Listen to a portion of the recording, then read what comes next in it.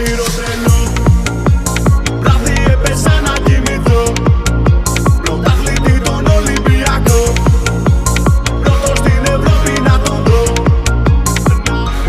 Πού να φανταστώ τα προκριματικά, πως θα τα καταφέρεις και θα πάνε όλα καλά. Μπορούσα να ελπίζω και να ονειρευτώ, μα έχω ένα άγχος πως θα γίνει το κακό.